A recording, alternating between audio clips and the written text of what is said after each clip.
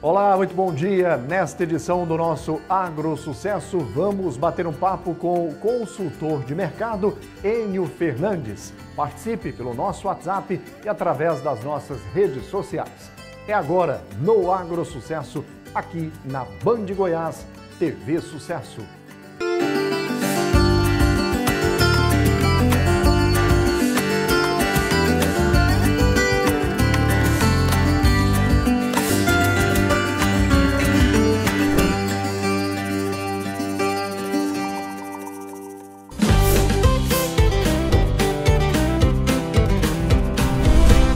Seguindo o nosso Agro Sucesso nessa manhã, hoje a gente recebe o engenheiro agrônomo Enio Jaime Fernandes, consultor de mercado, palestrante, comentarista da Band News, produtor rural, também atua na APMP, Coderv e faz parte da comissão da FAEC. Bom dia, Enio, bem-vindo. Bom dia, Leonardo, bom dia a todos do Agro Sucesso. Satisfação recebê-lo por aqui. Agora, diante de todas essas entidades, associações, mais análise de mercado, como conciliar tudo isso? Na verdade, primeiro é fazer o que gosta, dedicação, e cada uma dessas entidades que a gente participa tem pessoas extremamente talentosas que nos ajudam, né? Então você tem que delegar muito e gostar muito do que você faz. Excelente. Enio, qual a avaliação que você faz do mercado agronegócio nesse ano de 2024? Extremamente desafiador. Geralmente, quando a produtividade é baixa, você tem problema de produção, os preços são altos, né? E o produtor rural está passando por um desafio enorme. Quando a gente fala produtor rural, as pessoas só pensam no cara da soja, né? Mas soja, milho, boi, a realidade é só uma. O custo de produção foi extremamente elevado, as produtividades caíram e os preços também caíram. Então ele recebeu ataques nos três flancos, no custo, na produtividade e no preço. Muitos produtores não estão conseguindo pagar suas contas esse ano. Então a gente vai ver muita prorrogação, negociação. Isso não é raro no agronegócio, não é uma coisa absurda de fazer. Acho que se os agentes que operam com esse produtor forem realmente parceiros, ele trocar ideia e o produtor ser transparente com esses agentes, a gente vai passar por esse momento muito negro que a gente está vivendo. Enio, a expectativa de lucratividade nesta safra está na safrinha do milho? Uma boa pergunta sua. Depende muito. Nós estamos agora no começo de abril, muita chuva nessa data. Ou seja, nós temos muita chuva em todo o cerrado. A produtividade vai ser boa, a produção vai ser boa. Só que, consequentemente, os preços vão ser mais baixos. Vai depender bastante de cada um como que ele construiu o seu custo. De novo, o calcanhar de Aquiles desse ano está sendo sempre o custo. Se o custo ficou muito alto, não adianta você colher bem com preço baixo, você não paga a conta. Mas eu sempre reafirmo, é melhor você passar com dificuldades com muito grão na mão do que passar com dificuldades sem grão na mão. Alguns produtores de soja estão passando dificuldades sem o grão mais na mão.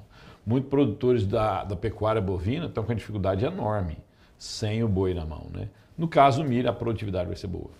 E como manter essa produtividade na mão? Como manter esses grãos ou manter o boi nas mãos? Isso depende de cada produtor rural, de cada realidade ou não? Nós temos alguns tripés, né? Alguns tripés para você ser bem sucedido nessa operação. Primeiro, vamos lá. Tudo vem do grão. Tudo vem do grão. O nosso Agro Sucesso vem do grão, a minha participação aqui é do grão, a minha consultoria é do grão. Então, tudo vem do grão. Primeira coisa que você tem que fazer é gerar produtividade.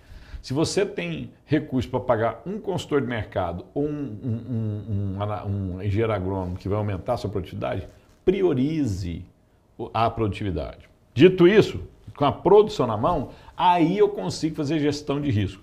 O que é fazer gestão de risco? Não é acertar o preço mais alto do mercado. Longe disso, Leonardo. É você pegar cada produtor com a sua realidade e traçar uma meta de margem para ele. Vou te dar um exemplo. Você planta em Rio Verde, Montevidéu e Jataí, cidades consolidadas. Você planta há 20 anos, 10 anos, você não aumentou sua área, o seu grau de risco, sua exposição a risco é pequena. Agora, esse mesmo produtor, 2 anos atrás, ele foi para o Mato Grosso, Tocantins, Mapitobá e comprou uma área grande. Aumentou sua área. Só que ele teve um custo de preparar essa área. O custo dele é muito mais alto. Então, neste caso, o risco dele é maior. Então é isso que a gente analisa. Cada caso é um caso. Mas, no geral, eu preciso ter produtividade, gestão e controle. Estamos no ano de 2024, tem chovido bastante. Até o momento, isso está positivo ou negativo? Para a segunda safra está muito positivo, para as pastagens está muito positivo. Agora, para quem está colhendo soja agora, está sendo destrutivo, né? Muita soja ardida chegando. As produtividades, nós pegamos, tem região que choveu 12 dias consecutivos. O peso do grão menor, a produtividade menor. E tem muito produtor, então, que já estava com dificuldade, essa dificuldade vai ser aumentada. O que é esse plantio do milho que será colhido? Representa para a economia aqui do estado de Goiás? Muito boa sua pergunta, é muito importante. São 2 bilhões de reais adentrando a economia goiana. Esses 2 bilhões de reais, eu estou falando só do preço do produto, mas é mais do que isso. É insumo que foi vendido, é frete que esses caminhoneiros transportam essa carga, é toda a área de serviço, tanto manutenção de máquinas, até como serviço na cidade. Então isso irriga a economia. Independente de ser lucro. Esse dinheiro entra na economia, irriga a economia. Ele traz emprego, ele traz melhora a qualidade de vida, ele traz melhor renda e ele traz mais impostos. Impostos esses que, se bem aplicado, melhora a condição para toda a sociedade goiana. Pode ser um fôlego a mais para o setor de transporte, que tem sido um pouco penalizado agora com relação à soja, porque se nós temos uma produtividade menor, tem menos caminhão circulando. Você foi muito pontual nessa ponderação sua. Os fretes caíram absurdamente. Vou te dar um dado aqui para você ver a dificuldade das transportadoras. Primeiro, o volume é menor, né? Mas é mais do que isso. O frete, ano passado, daqui para Santos, estava R$ 350 a tonelada. Hoje, estamos andando a 210 a tonelada. Olha a queda no faturamento dessas transportadoras e dos caminhoneiros. Agora, a peça não caiu desse jeito. O diesel não caiu desse jeito. O custo dele não caiu desse jeito. O pneu não caiu desse jeito. E a alimentação dele na viagem, ó, não caiu. Então, assim, não é só o produtor que está sofrendo. As transportadoras estão sofrendo bastante. E a gente não pode esquecer das cooperativas. Vão começar a sair os resultados das cooperativas, já começaram, quase todas já saíram, né? Você está vendo uma redução do faturamento muito alto, uma queda de faturamento, queda de margem. A mesma coisa com distribuidores. Essas revendas, grandes distribuidores, também com muita dificuldade. E, por fim, várias multinacionais diminuindo o seu quadro de oferta de profissionais, né? Porque está visualizando o ano de 2025 também desafiador. Então, eu estou cortando meu custo. Isso é um recado produtor. Se as grandes multinacionais do mundo estão cortando custo, se as grandes cooperativas estão cortando custo, se toda a cadeia que te serve está cortando custo porque o seu faturamento vai ser menor, o produtor tem que olhar dentro da casa dele como que eu vou fazer para cortar meu custo, aonde eu posso economizar. E, de novo, não é ano para teste. Agora não é hora de testar novos desafios. É jogar para ganhar. É usar a tecnologia certa, a adubação correta e para atingir os resultados necessários. Respeitando o quê? A pesquisa da Embrapa, da CTC, de pesquisa do GAPS, esses dados de pesquisa. Então, com muito cuidado com algumas promessas, alguém vai te vender o negócio, afirma que vai aumentar 3 sacos, 4 sacos, 5 sacos, cuidado, não é ano para isso. É ano de cortar custos e aplicar o dinheiro com extremo cuidado. E abrir novas áreas? Tem muito produtor que está extremamente capitalizado. Ele não tem culpa do mercado estar ruim e ele está bem. Se ele tem uma visão de futuro, se os custos vão cair, o custo de abrir novas áreas também vai cair. Aí vai depender de como está a saúde financeira dele, como você está querendo investir agora ou não, ou se é melhor ele segurar esse dinheiro para investir mais na frente, mas, de novo, é caso a caso. Agora, para quem está com muita dívida, não conseguiu pagar a conta, abrir novas áreas não é uma boa estratégia. O que a gente pode esperar de 30/4? Muita prorrogação. Primeiro explica para quem não entende o que significa esse 30/4. Tem muitos débitos vencendo no mês de abril. FCO é um deles, né? Esse dinheiro que pega para comprar máquinas nessas feiras. E você tem vários vencimentos de custeio nos bancos, operações com as empresas de distribuidoras de semente, defensivos. Você tem esse grande volume de conta que vence agora até o dia 30/4. O que eu estou enxergando? Na grande maioria do cerrado, nós vamos ter que sentar esses credores do agro com os produtores para tentar equalizar. Eu não acredito que vai ser capaz de os produtores pagarem todas as suas contas. Então é um 30/4 negativo. É um 30/4 de negociação, mas tem um lado positivo disso também. Nós vamos começar a entender quem é realmente parceiro do produtor ou quem tem relação comercial com o produtor. É bem diferente nisso. Você vai vender o produto, o seu preço é mais barato, então eu tenho com você uma relação comercial. Atender o seu interesse, atender o meu. Agora tem os parceiros, tem empresas que estão há 20, 30 anos do lado do produtor. Ela conhece essa realidade. Ela vai flexibilizar essa capacidade do produtor pagar ou não. E aí o produtor, na próxima safra, ele tem que lembrar disso. Ele tem que lembrar quem foi parceiro dele ou quem só foi um agente financeiro para ele. Isso é muito importante. Pausa aqui para o intervalo, mas daqui a pouco a gente volta com todas essas análises de mercado com Enio Fernandes aqui no AgroSucesso. Não saia daí porque a gente volta na sequência.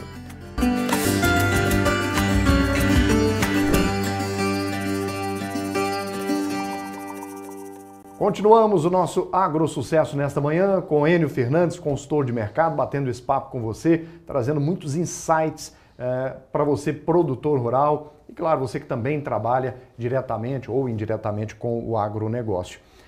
Enio, nesse bloco, vamos falar um pouco, para começar, sobre a questão do biodiesel.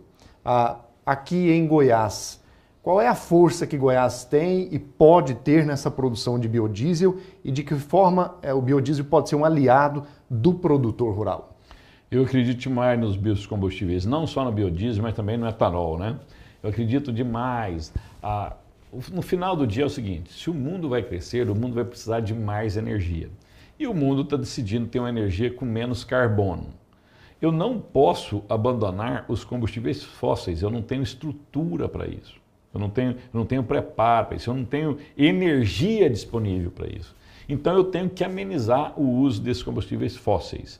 Aí o biodiesel, aí o etanol fazem maravilhas. Não sei se você sabe, o Brasil importa a pior gasolina do mundo. Ao adicionar o etanol, ela tem as mesmas características da melhor gasolina do mundo. Então o Brasil compra a pior, mais barata, coloca 27,5% de etanol e ela se equivale à melhor gasolina do mundo. Então isso é um benefício, é menos gás de efeito estufa no mercado, na atmosfera. No caso do biocombustível é mais ou menos o mesmo raciocínio.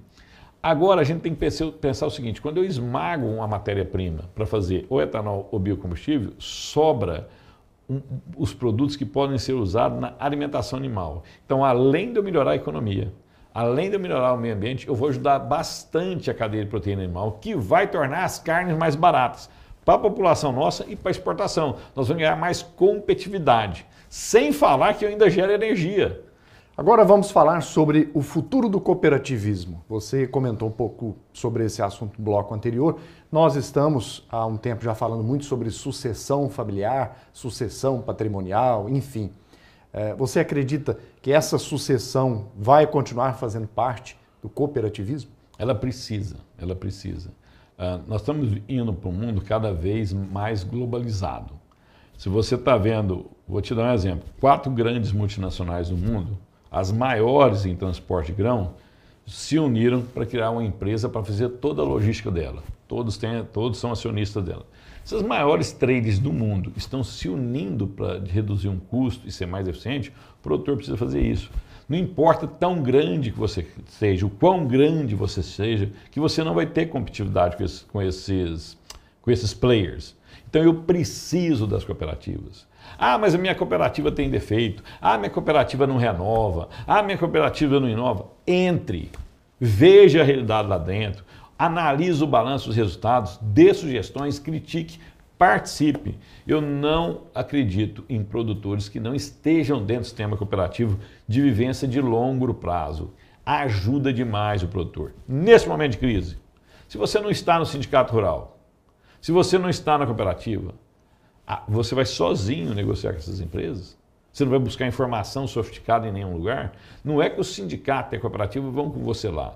Eles não vão, mas eles vão te dar informações sofisticadas. O que eu devo fazer, orientações técnicas, como eu devo negociar ou não, até quando eu posso ser transparente ou não. Isso é muito importante. E essas entidades, no caso do sindicato, já começaram a pressionar o governo federal, tanto é que estão soltando um plano de prorrogação em alguns casos. As cooperativas já estão sinalizando para as multinacionais que naqueles atuais patamares eu não consigo vender.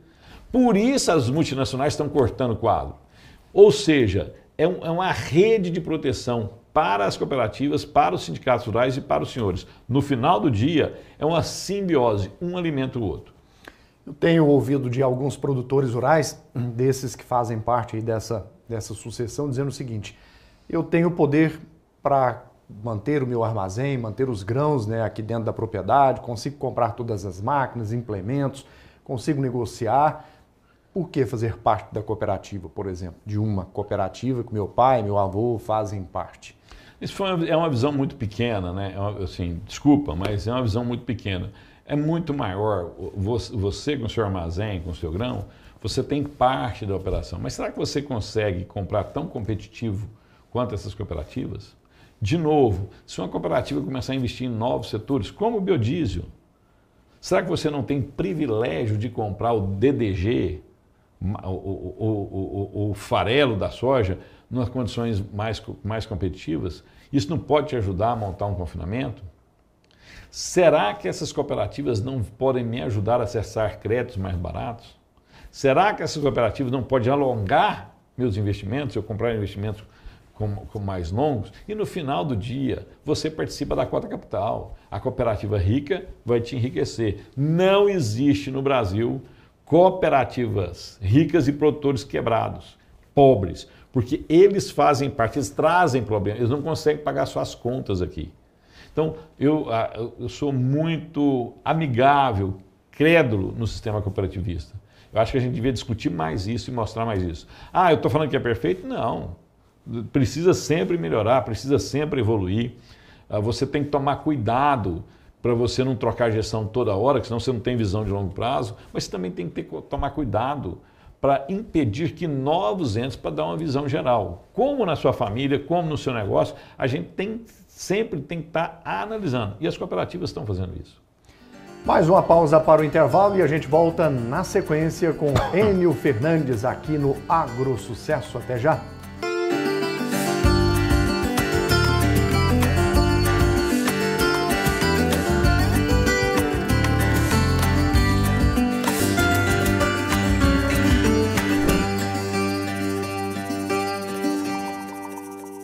Estamos de volta, a gente continua, esse é o último bloco aqui do AgroSucesso na Band Goiás, TV Sucesso. Muito obrigado ao senhor e à senhora em todo o estado de Goiás, inclusive na capital, região metropolitana, acompanhando o nosso programa nessa manhã.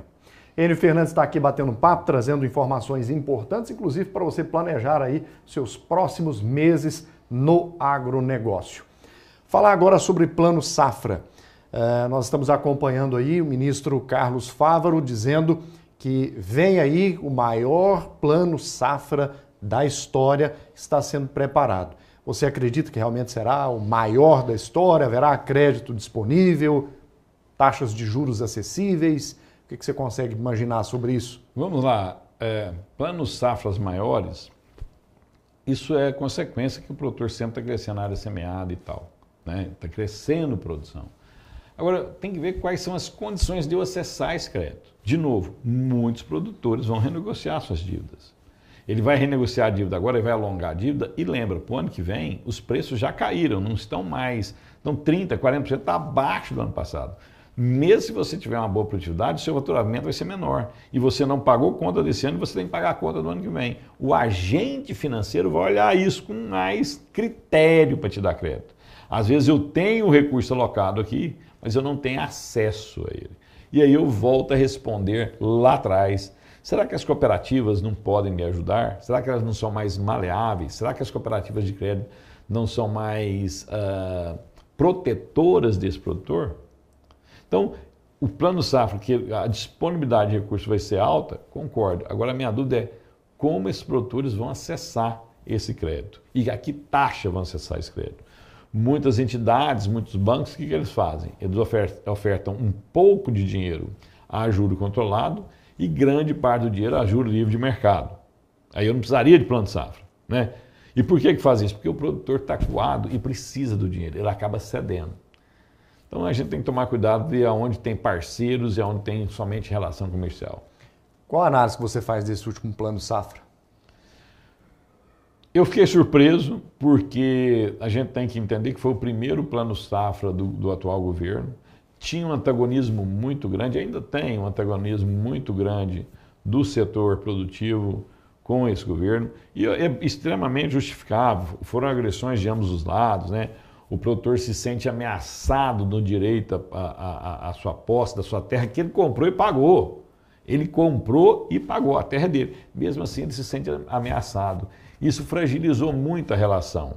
Não tem nada que o produtor ame mais do que a sua terra, porque ele investe constantemente nessa terra. Tanto é que ele prepara novas gerações para continuar o negócio dele, que é a terra. Tem que ter um amor com a terra. Qualquer governo, independente que seja, que ameace o título, a posse, o direito à terra, vai deixar o produtor com muito antagonismo. Por que eu fiz esse briefing antes? Foi um plano de safra de volume alto, bem alto. Os juros não foram tão bons, foram juros quase perto de mercado. Mas o volume de dinheiro foi bom, né? E a agilidade na liberação também foi rápida. De novo, custos altos. E foi o primeiro ano desse governo. Então eu esperava um plano de safra menor devido a desse antagonismo de ambos os lados, né? E nesse momento de dor, de crise, o governo está sinalizando que podemos ter amenizações. Vamos esperar chegar isso na ponta, analisar se pode prorrogar ou não, como pode prorrogar ou não. Você acredita que o governo está tentando aproximar do produtor rural? Eu tenho certeza. Quebrar esses problemas que vêm se arrastando, o produtor atacando o governo, e o governo agora vendo que a sua popularidade está caindo e precisa se aproximar do produtor rural? Eu tenho certeza disso. É uma atitude inteligente do governo, porque nós somos 24% do PIB, quase toda a balança comercial, o resultado vem do agro, né? Vem de exportações. O que melhora sem ser o agro são os minérios de ferro. Mas assim, o Brasil é agrodependente e o mundo é agrodependente. O futuro dessa nação passa por um agro cada vez mais competitivo. Isso não é só na questão financeira, é humanitária. Nós precisamos alimentar o mundo. Acabei de falar, nós vamos chegar a 10 bilhões de pessoas em 2050 nos países e regiões mais pobres. De novo, de 198 países, só 10 vão crescer em população.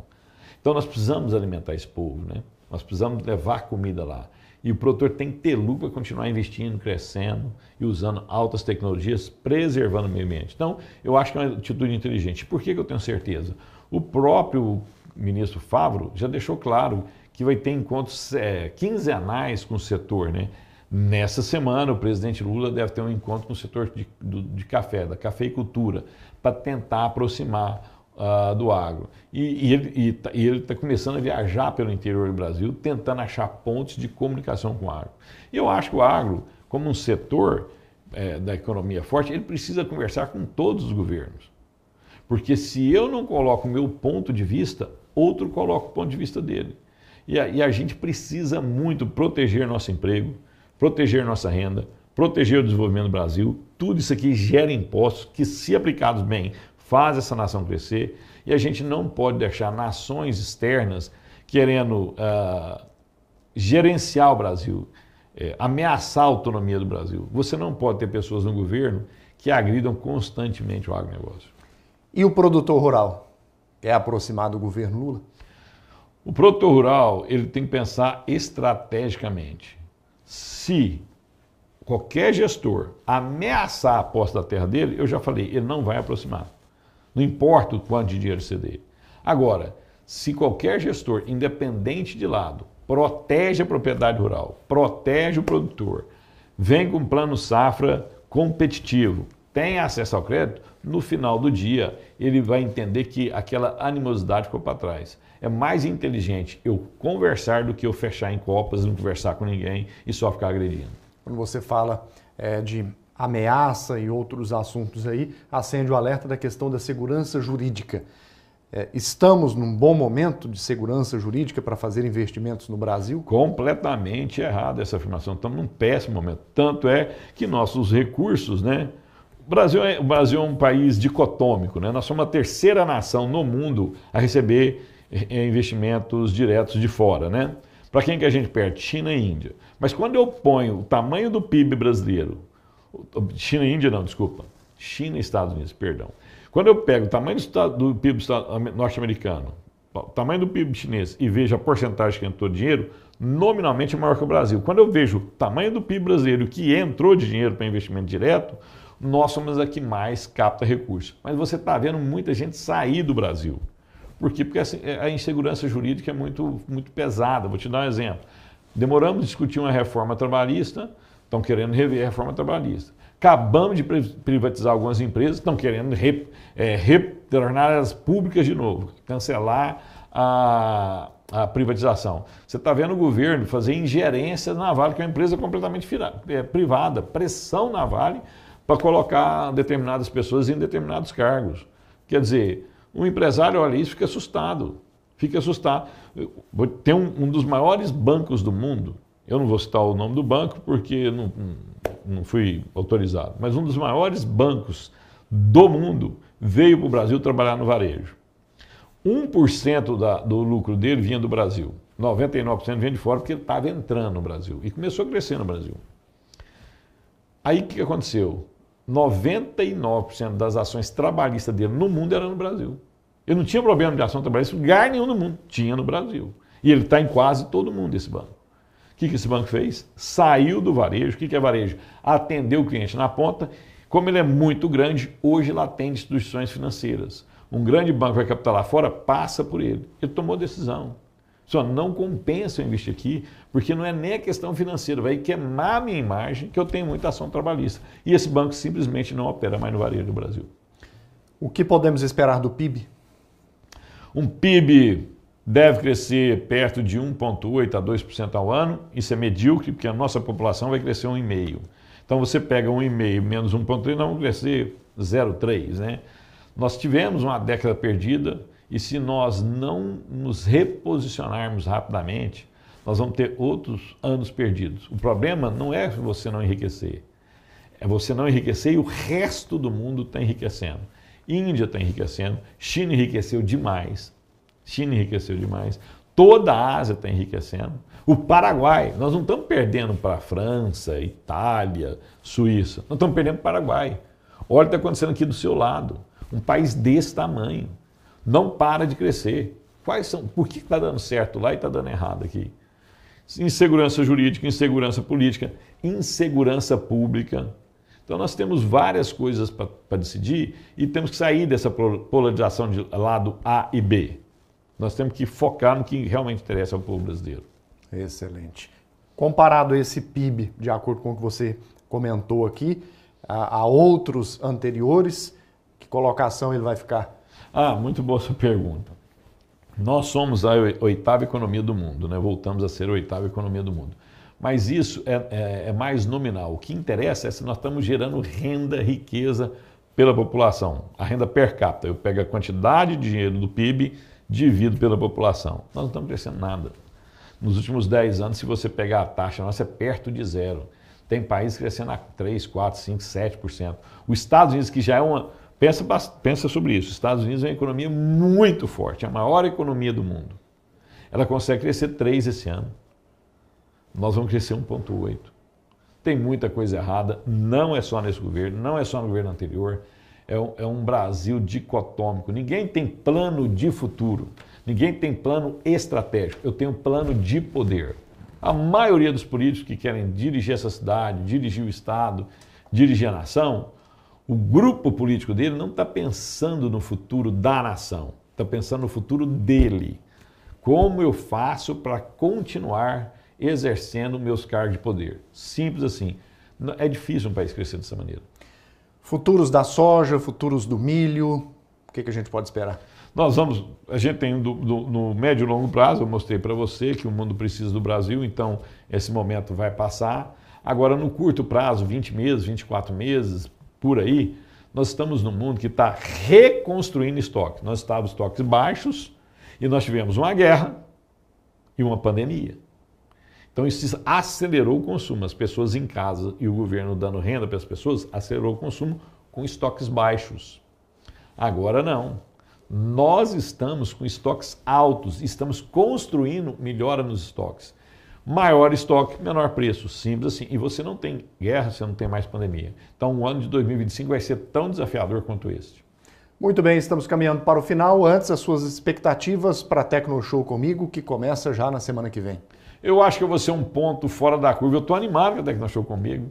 Muita gente falando que não vai vender, que não vai atingir o volume do ano passado. Cuidado, vocês vão ter surpresas. Por quê? Porque quem vai vender, negociar na Tecnoshow, ele já sabe dessa realidade. Ele vai ser muito agressivo com preço e prazo. Vou te dar um exemplo. 70% das máquinas da nossa região é vendida agora. E é difícil alguém ter a oportunidade de ter tantos consumidores concentrados no mesmo lugar por 7 dias. O que vai acontecer? Eles vão facilitar essas negociações. E no final do dia, acredito que nós vamos ter um número muito perto do ano passado. Excelente. Enio Fernandes, obrigado por esses momentos que passamos aqui, trazendo muita informação, muitos insights para os nossos telespectadores, em especial para o setor do agronegócio. É sempre um privilégio estar ao seu lado. E eu que estou grato. Um abraço a todos do AgroSucesso, um abraço ao seu Leonardo e quando precisar é só chamar a gente de volta. E assim chegamos ao final desta edição do nosso AgroSucesso nesta manhã. Muito obrigado ao senhor e à senhora pela companhia. A gente retorna na próxima edição.